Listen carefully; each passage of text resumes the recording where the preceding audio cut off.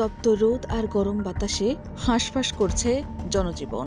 দেশের 10 জেলার উপর দিয়ে বয়ে যাওয়া মৃদু তাপপ্রবাহ অব্যাহত থাকবে, আর এতে দুর্ভোগ বেড়েছে খেটে খাওয়া মানুষ থেকে শুরু করে নগর জীবনের কর্মব্যস্ত মানুষেরও।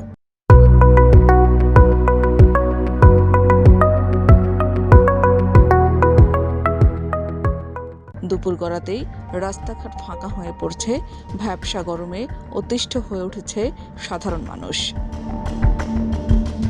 আবহাওয়া অধিদপ্তর জানিয়েছে, রাজশাহী, পাবনা, সিরাজগঞ্জ, ঢাকা, টাঙ্গাইল, খুলনা, বাগেরহাট, সাতক্ষীরা, যশোর ও চাঁদপুর জেলার উপর দিয়ে বয়ে যাওয়া মৃদু তাপপ্রবাহ অব্যাহত থাকতে পারে।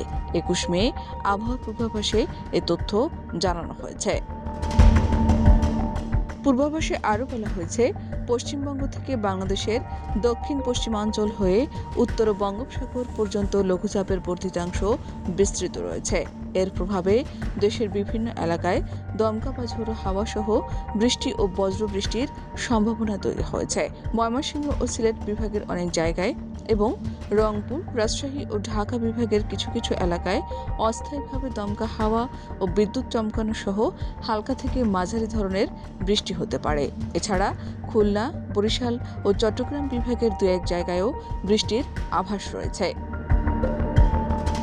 আবহাওয়া অধিদপ্তর আরও জানিয়েছে, ময়মনসিংহ ও সিলেট বিভাগের কোথাও কোথাও মাঝারি ধরনের ভারী থেকে ভারী বর্ষণ হতে পারে।